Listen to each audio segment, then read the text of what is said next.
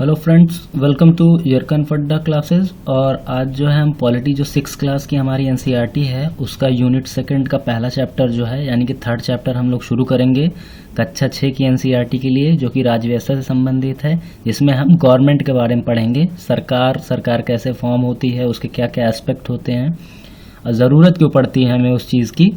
तो ये इसके बारे में हम इसमें कंसाइज वे में डिस्कस करेंगे। तो चलिए शुरू करते हैं। ये देख रहे हैं आप, ये गवर्नमेंट लिखा हुआ है जो कि हमारे थर्ड चैप्टर का नाम है। इसमें जो है ये आर.के. लक्ष्मण के कार्टून्स भी दिए हुए हैं जिनके पीछे एक ब्रॉड मैसेज छिपा हुआ है कि गवर्नमेंट और गवर्नमेंट के एस्पेक्ट हमारे जीवन को किस तरीके से प्रभावित करते हैं और हम उससे किस तरीके से जुड़े हुए हैं।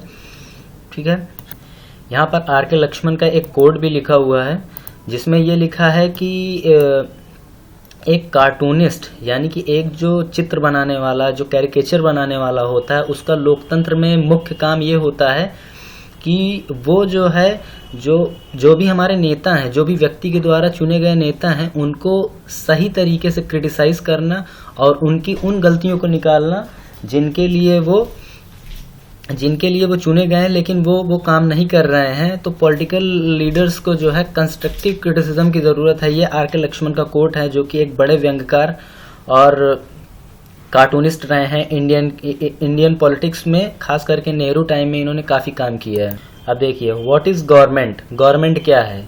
देखिए, पहले हम इसमें ये समझ लेते हैं कि एक्चुअल में हमें इस चैप्टर में पढ़ना क्या है, तो उससे हमें आसानी होगी चीज़ों को कंसाइज वे में दिमाग में रखने में, लंबे टाइम तक ये टिका रहे इसके लिए। देखिए, you must have heard the word government mentioned several time. आपने बहुत लगातार कई बारें जो है आपने ये सुना होगा गवर्नमेंट, सरकार। ये एक्चुअल में होता क्या है।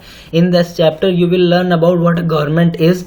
आप इस चैप्टर में ये सीखेंगे कि जो सरकार होती है वो एक्चुअल में होती क्या है और उसका हमारे जीवन पे क्या रोल होता है या किस तरीके के जो है उसमें सहभागिता होती है। What do governments do, government काम क्या करती है। How do they decide what to do, और वो किस तरीके से तय करती हैं कि यही चीज़ हमें करना है और ये चीज़ नहीं करना है। What is the difference between different type of government such as monarchies and democracies. हम इसमें यह भी सीखेंगे कि राजतंत्र और लोकतंत्र में क्या डिफरेंस होते हैं और किस तरीके से ये फॉर्म होती हैं।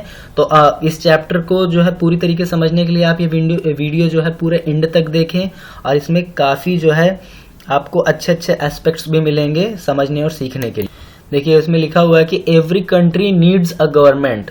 प्रत्येक देश को एक सरकार की ज़रूरत होती है जो उनके लिए निर्णय ले, उनके लिए क्या ले, निर्णय ले यानी कि फैसले ले, और चीज़ों को जो उसने लक्ष्य तय किए हैं उनकी पूर्ति करे। These can be decisions about where to build roads and schools. ये निर्णय हो सकते हैं घर बनाने के लिए, रोड्स बनाने के लिए, स्कूल्स बनाने के लिए, और किस तरीके से जैसे कि बाजार में जैसे कि सब्जियों के दाम बढ़ जाते हैं तो किस तरीके के वह निर्णय ले कि वो सीधे सीधे बाजार को प्रभावित करे और आम लोगों को सस्ते दामों में सामान मिल सके, प्याजें मिल सकें या कोई भी एक्सपेंसिव गुड्स जो है उसको जो ड्यूरेबल सोर्सेज होते हैं उसमें जो है वो चीज़ें उसको मिल सकें। ठीक है, the government also takes action on many social issues. बहुत सारी सामाजिक मुद्दे होते हैं जिन पे जो है सरकार फैसले लेती है। फॉर एग्जांपल, जैसे कि उदाहरण के तौर पे several programs to help the poor, it does other important things such as running postal and railway services. अब जैसे कि डाक व्यवस्था है, रेलवे व्यवस्था है, इस तरीके की चीज़ों को सरकार निर्णय लेती है और फिर उनको इम्प्लीमेंट करवाती है। अब जैसे गाँव का उदाहरण ले लीजिए कि सरकार हमारे जीवन को किस तरीके से प्रभावित करती है। अब जैसे कि गांव में स्वच्छता अभियान के तौर पे जो है बहुत सारी योजनाएं आती हैं, नाली बनाने के लिए, टॉयलेट्स बनाने के लिए, ये सारी योजनाएं आती हैं। पहले क्या होती है, सर्वे कराए जाते हैं, फिर गवर्नमेंट ये डिसीजन लेती है कि इसको जो है पूरे लोगों को देना है या जो खाली बीपीएल लोग हैं यानी कि बिलो द पॉवर्टी लाइन है सिर्फ उन्हें जो है उपलब्ध कराना है। तो इससे क्या होता है, कहीं ना कहीं उनकी एक डिसीजन मेकिंग पॉलिसी दिखती है कि जो जरूरतमंद है उनको जरूरत का सामान पहुंचे, ना कि एक व्यक्ति जो करोड़पति है उसको जो है आवास योजना के तहत आवास देने की प्रक्रिया करनी चाहिए कि एक ऐसे व्यक्ति को जो घर बनाने में सक्षम नहीं है उसे जो है सक्षमता मतलब प्रदान कर देनी चाहिए। वो एक वित्तीय मदद के तौर पे हो सकती है, लोगों की सहायता की मदद से होती है। तो ये एक तरीके की डिसीजन मेकिंग पॉलिसी है जो गवर्नमेंट के थ्रू होती है और उसे बाद में इम्प्लीमेंट करके ज़्यादा से ज़्यादा उन लोगों को फायदा पहुंचाया जाता है जो कि वीकर सेक्शन होते हैं। तो आप ये समझ रहे होंगे कि गवर्नमेंट का काम एक्चुअल में क्या होता है।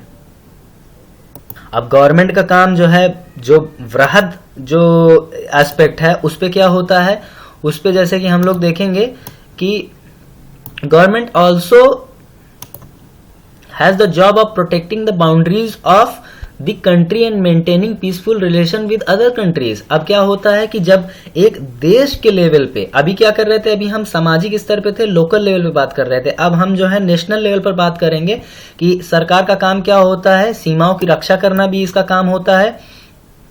और पीसफुल जो हमारे जो मतलब कि शांतिमय जो या सौहार्दपूर्ण जो रिश्ते होते हैं अदर देशों से, उनको भी मेंटेन करना किसका काम होता है, गवर्नमेंट का काम होता है। ठीक है, गवर्नमेंट का काम होता है। It is responsible for ensuring that all its citizens have enough to eat and have good health facilities. सरकार का काम यह भी होता है कि ज्यादा से ज्यादा लोग जो हैं, जितने भी लोग हैं, जो भी देश के सदस्य हैं, उनको खाने का उनका इंतजाम करे और उनको जो है जो भी स्वास्थ्य संबंधी जो सुविधाएं होती हैं उनको भी उपलब्ध कराए।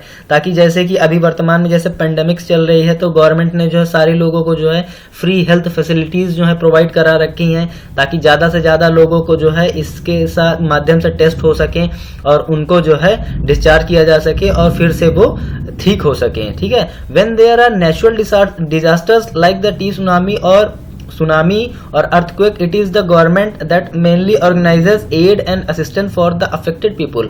और इसमें देखिए क्या होता है कि जैसे कि बहुत सारी प्राकृतिक आपदाएं आ जाती हैं।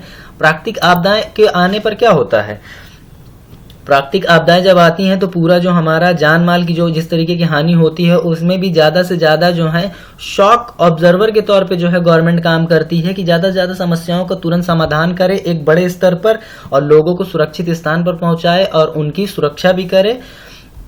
ठीक है, if there is a dispute और if someone has committed a crime you find people in a court, courts also part of the government. अब क्या होता है, कई व्यक्ति जो होते हैं जैसे क्राइम कर देते हैं, उनको क्या होता है, उनको फिर बाद में कोर्ट वगैरह ले जाया जाता है और उनकी वहां पे सुनवाई वगैरह होती है। तो कोर्ट भी क्या होती है, फॉर्म होती है, गवर्नमेंट का ही एक हिस्सा होती है। Perhaps you wondering how governments manage to all this। अब आपको ये भी लगता होगा कि इतना बड़ा देश और इतनी बड़ी समस्याएं, इतने बड़े मुद्दे हैं, तो गवर्नमेंट किस तरीके से इसे मैनेज करती है, क्या गवर्नमेंट कितनी बड़ी है, why it is necessary for them to do so। और गवर्नमेंट के लिए क्या ये आवश्यक है कि वो लोगों के लिए काम करे। When human beings live and work together there needs to be some amount of organization so that decision can be made। देखिए क्या होता है, जब हम व्यक्तिगत जीवन में जी रहे होते हैं तो हमें ज्यादा जरूरत नहीं होती है सरकार की। ठीक है, लेकिन जब हम एक कलेक्टिव यानी कि सामुदायिक तौर पे जब साथ आते हैं तो हमारी क्या होते हैं, हमारे लक्ष्य और हमारे मुद्दे कहीं ना कहीं सेम होते हैं। तो हमें एक ऐसे संस्था की जरूरत होती है जो हमारी समस्याओं का निदान कर सके, और वो समस्याओं का निदान करने के तौर पे कौन उभर के आता है, वो गवर्नमेंट आती है।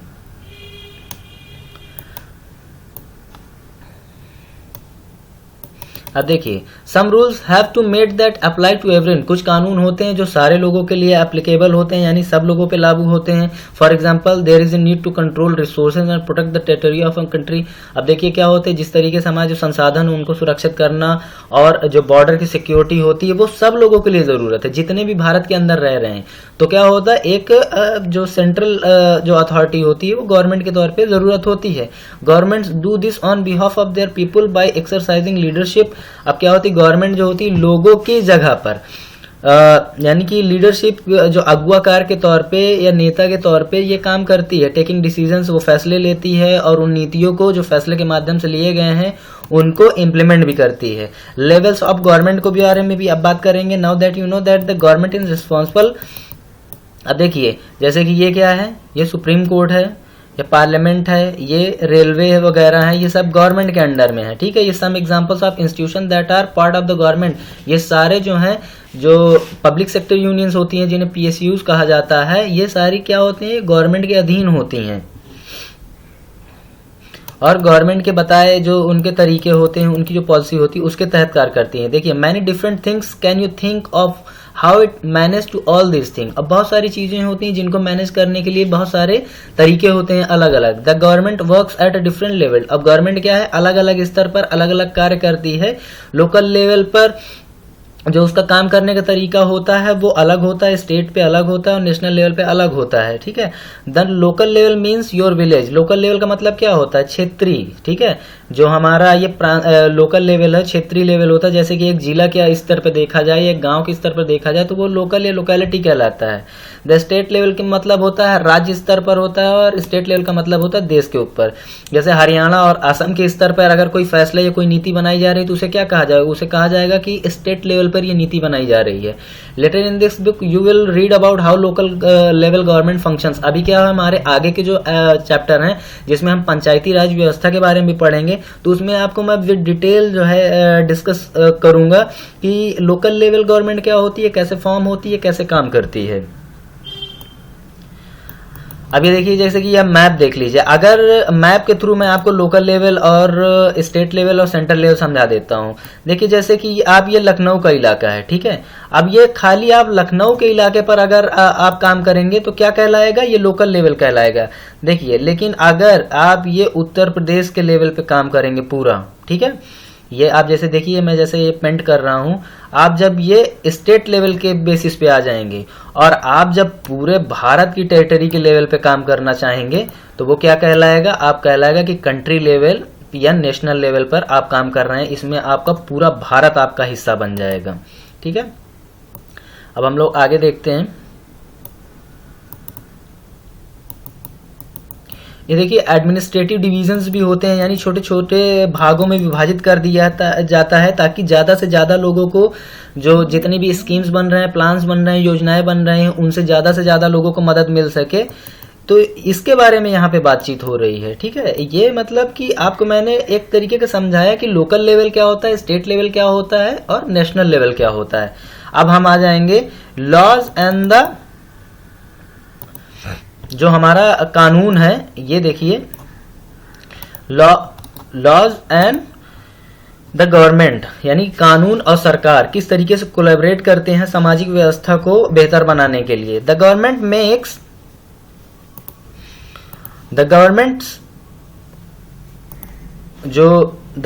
Makes laws and everyone who lives in the country has to follow this. अब सरकार क्या करती है, कानून बनाती है और जितने भी लोग पूरे देश में रह रहे हैं उन लोगों को ये कानून फॉलो करना होता है। ये कानून क्यों फॉलो करना होता है, क्योंकि ये उनकी सुविधा के लिए होता है। This is the only way to government can function. ये अकेला एक रास्ता होता है जिसके माध्यम से क्या होता है, सरकार अपनी क्रिया को पूर्ण करती है। Just like the government has the power to make decision, जैसे कि ये एक तरीका दिखाता है कि सरकार के पास शक्ति है कानून बनाने के लिए। Similarly it has the power to enforce its decision, और यह दिखाता भी है कि सरकार के पास शक्ति है कानून को लागू करने के लिए। फॉर एग्जाम्पल, जैसे कि उदाहरण के तौर पे मैं आपको बताना चाहूंगा, there is a law that says all person driving a motor vehicle must have a licence. जैसा कि आप लोग अपने आम जिंदगी में देखते हैं कि गाड़ी चलाने वाले प्रत्येक व्यक्ति जो 18 साल की उम्र का है उसके पास एक ड्राइविंग लाइसेंस होना चाहिए। ये क्या है, ये एक कानून है। अगर कोई व्यक्ति इसका उल्लंघन करता है तो उसे क्या होगी, सजा मिलेगी। अब वो सजा क्या होगी, फाइनेंशियल भी हो सकती है और जेल वाली भी हो सकती है, यानी कि फिजिकली भी हो सकती है। Without these laws the government is powers to make decision is not much of use. अगर इस तरीके की शक्तियां सरकार के पास नहीं होंगी लोगों के ऊपर इन्फोर्स करने के लिए, तो क्या होगा, सारी व्यवस्थाएं जो होंगी समाज की वो छिन्न भिन्न हो जाएंगी। In addition to any action that government can take, there are also steps that people can take it if they feel that a particular law is not being followed.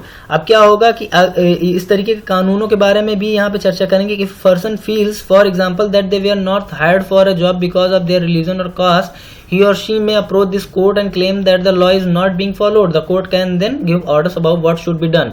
अब क्या होता है, कई लोगों के साथ इस तरीके की जातियां हो जाती हैं कि जाति धर्म के आधार पर उन्हें जॉब नहीं दी जाती है, नौकरी नहीं दी जाती है, उन्हें जो है तुच्छ मान के जो है निकाल दिया जाता है और बोला जाता है कि आप इसके लायक नहीं है। तो वो क्या है, वो कोर्ट के पास जाएगा, कोर्ट से बोलेगा देखिए मेरे साथ इस तरीके का डिस्क्रिमिनेशन हो रहा है। जैसे कि मैंने फर्स्ट और सेकंड चैप्टर में आपको बताया था कि डिस्क्रिमिनेशन और डाइवर्सिटी वाले चैप्टर में, तो क्या होगा, कोर्ट यहाँ पे एक्शन लेगा कि इस तरीके की जब हरकत कोई करता है तो उस पे किस तरीके का कानून बनेंगे। ठीक है, अब यहाँ पे हम जो है टाइप्स ऑफ गवर्नमेंट यानी कि सरकार के कितने प्रकार होते हैं या किस तरीके की गवर्नमेंट होती है उस पर भी हम चर्चा करेंगे। Who gives the government this powers to make decisions and enforce law. अब यहाँ पर एक पॉइंट आपको डिस्कस करने की, या आप कमेंट में आंसर भी कर सकते हैं कि गवर्नमेंट को ये पावर कहाँ पे, जो ये निर्णय लेने की जो शक्ति है ये कहाँ से प्राप्त होती है। कॉमन सेंस के तौर पे आप यूज करिए, बहुत ही इजीली आंसर कर लेंगे इसको।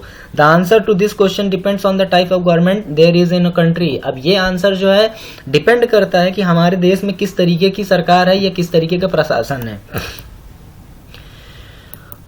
अगर लोकतंत्र है तो क्या होता है, लोग जो हैं बाय इलेक्शन जो है एक व्यक्ति को चुनते हैं जो उनके बने बनाए कामों के लिए क्या होता है आगे फैसले लेता है। They do this through election in which they vote to for particular persons and elect them. अब क्या होता है कि वो लोग जो होते हैं पर्टिकुलर पर्संस को इलेक्ट करते हैं और वो वहां पर जाता है, उनकी बातों को रखता है। ये क्या होता है, लोकतंत्र का तरीका होता है। लोगों के द्वारा चुनी गई सरकार जो है फैसले लेती है ताकि लोगों के काम आसान हो सके। Another form of government is a monarchy। एक क्या होता है, राजतंत्र होता है, जैसे कि इंग्लैंड में है, वहां पे क्या होता है राजा फैसले लेता है और उसके बाद उस नीति को अप्लाई किया जाता है। ऐसी ही एक नीति जापान में भी होती है, जापान में भी मोनार्क है। द मोनार्क किंग और queen has the power to make decision and run the government. अब क्या होता है कि इसमें राजा के पास शक्ति होती है कि किस तरीके से वो जो समाज है या जो व्यवस्था है उसमें किस तरीके से निर्णय ले और सरकार को चलाए। मोनार्क के पास क्या होता है, एक छोटा सा मिनिस्ट्रियल ग्रुप होता है जो फैसले लेता है, नीति बनाता है और राजा के माध्यम से लोगों के लिए अप्लाई करता है, लोगों को उसे फॉलो करना पड़ता है। जैसे कि आप ये तस्वीर देख रहे हैं, ये एक राजा है, ये एक कानून बनाएगा और उस कानून की कोई जवाबदेही नहीं होगी। ठीक है, डेमोक्रेसी में जवाबदेही होती है, मोनार्क में जवाबदेही नहीं होता। राजा चाहे जैसा कानून बना सकता है। अब हमें यहाँ पे डिस्कस करने हैं कुछ पॉइंट्स जो हैं। Do you think it is important for people to be involve in the decision that affect them. देखिए, अब ये सारे क्वेश्चन आंसर हैं, इनको आप पहले पढ़िए। अगर आपको लगता है कि आप इसके आंसर कर सकते हैं तो ठीक है, अदरवाइज आप जो है कमेंट सेक्शन में जो है आप क्वेश्चन करिए, मैं उसके आंसर करूंगा। अब देखिए, डेमोक्रेटिक गवर्नमेंट के बारे में अब हम पढ़ेंगे। हमारा मेन मुद्दा ही डेमोक्रेटिक गवर्नमेंट के बारे में या लोकतांत्रिक सरकारों के बारे में ही पढ़ना है। India is a democracy. Bharat एक लोकतंत्र है। भारत एक लोकतंत्र है। अगर आप इसके बारे में 2 लाइन में आंसर देना चाहें तो आप प्लीज कमेंट करके बताइए कि एक्चुअल में भारत कैसे एक लोकतांत्रिक देश है। This achievement is the result of a long and eventful struggle of the Indian people. देखिए, भारत में क्या हुआ कि 250 साल से ज्यादा जो है अंग्रेजों का शासन रहा है और उस अंग्रेजों से विद्रोह और एक बड़े संघर्ष और दमन के बाद जो है भारत को आज़ादी मिली। There are other places in the world where people have also struggle to have democracy. बहुत सारे अन्य कंट्रीज में, ज़्यादातर जो देश रहे जो भी कॉलोनियल स्टेट रहे हैं या कॉलोनियल कंट्रीज रही हैं, खास करके ब्रिटिशर्स के या अदर जो भी इंपीरियलिस्ट कंट्री रही हैं, जैसे कि यूएसए रहा, फ्रांस रहा, ये सब भी जो है इस दौर से गुजरे हैं डेमोक्रेसी होने के जो प्रोसीजर है। You know that the main feature of a democracy is that the people have the power to elect their leaders। अब लोकतंत्र में क्या होता है कि लोगों को जो होता है, जो उनके लिए निर्णय बनाए, उनके लिए नीतियां और फैसले ले, उन्हें क्या होते हैं, गवर्नमेंट या उनके जो नेता होते हैं उन्हें चुनने का अधिकार होता है। So in a sense a democracy is ruled by the people.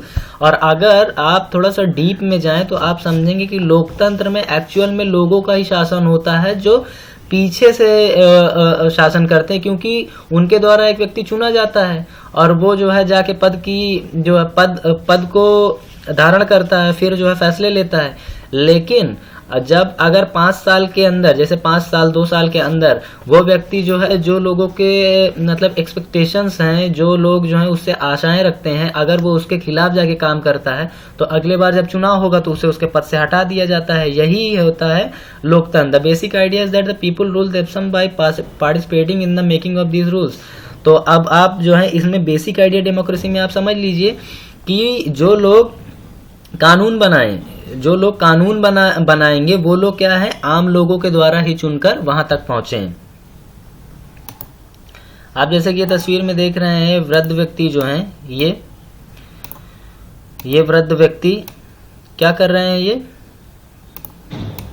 ये वोट कर रहे हैं, ये वोट करेंगे, इनके द्वारा एक व्यक्ति चुना जाएगा जो इनकी बात को जो बड़े स्तर पर रखेगा और फिर उसके हिसाब से नीतियां बनेंगी ताकि इनको ज्यादा से ज्यादा फायदा मिल सके। जैसे कि इनके लिए पेंशन की बहुत जरूरत है, तो पेंशन की इनकी मांग को कौन रखेगा? इनके द्वारा चुना गया प्रधान या फिर उससे भी बड़ा जो व्यक्ति होगा कि जो कि जिला पंचायत के तौर पे होगा, या फिर उससे भी बड़ा व्यक्ति होगा जो मेंबर ऑफ लेजिस्लेटिव असेंबली या विधायक होगा, ठीक है, या फिर सांसद होगा। फिर क्या होता है, यही मांग धीमे धीमे बढ़ते हुए नेशनल लेवल पर जाती है और फिर वहां पे एक बड़ी स्कीम बनती है जिसके तहत इस वृद्ध व्यक्ति की मदद की जाएगी। यही एक लोकतांत्रिक सिस्टम है, ये लोकतांत्रिक ढांचा है कार्य करने का। अब decision for the entire populations, और क्या होगा कि जितने भी व्यक्तियों ने वोट किए हैं या जो भी है उनको क्या करेंगे, ये जो सरकार बनाई जाएगी वही फैसले लेगी। This days the government can not call itself democratic unless it allows what is known as a universal adult franchise. देखिए, वर्तमान समय में कोई भी जो प्रशासन करने की जो व्यवस्था है या सरकार चलाने की व्यवस्था है अपने आप को लोकतांत्रिक तब तक नहीं कह सकती है जब तक कि यूनिवर्सल अडल्ट फ्रेंचाइज की व्यवस्था वहां पर लागू नहीं होगी। इसका मतलब क्या है? इसका मतलब है सार्वभौमिक वयस्क मताधिकार, यानी कि 18 साल की उम्र से अधिक एज वाले जो व्यक्ति हैं अगर उन्हें वोट करने का अधिकार नहीं है तो वो जगह क्या होगी, लोकतांत्रिक नहीं है। But it was not always like this. Can you believe that there was a time when government did not allow women and the poor of participates in elections? 1947 से पहले भी भारत में जो है महिलाओं को और गरीब लोगों को वोट करने का अधिकार नहीं था। तो कहीं ना कहीं यह दिखाता है कि वो वक्त जो था वो डेमोक्रेटिक नहीं था, लोकतांत्रिक नहीं था। In their earliest forms governments allowed only main. शुरुआती दौर में जब ये चुनाव और सरकार लोकतंत्र की जो व्यवस्था शुरू हुई तो उन्हीं व्यक्तियों को वोट करने का अधिकार था जिनके पास प्रॉपर्टी ज्यादा थी या जो लोग ज्यादा पढ़े लिखे थे। महिलाओं को, गरीब लोगों को, प्रॉपर्टी लेस लोगों को जिनके पास संपत्ति नहीं थी या अनएजुकेटेड जो कि पढ़े लिखे लोग नहीं थे, उन्हें जो है वोट करने का या मत देने का अधिकार नहीं था। The country was govern by the rules and regulation that these few mades. और जो कुछ लोग जो ऊपर जो टॉप लेवल पे जो एलीट क्लास होता था वो जो कानून बनाता था वही कानून जो है लोगों को फॉलो करना पड़ता था। इसमें ज्यादा लोगों का पार्टिसिपेशन नहीं था, तो कहीं ना कहीं डेमोक्रेसी नहीं थी, लोकतंत्र नहीं था।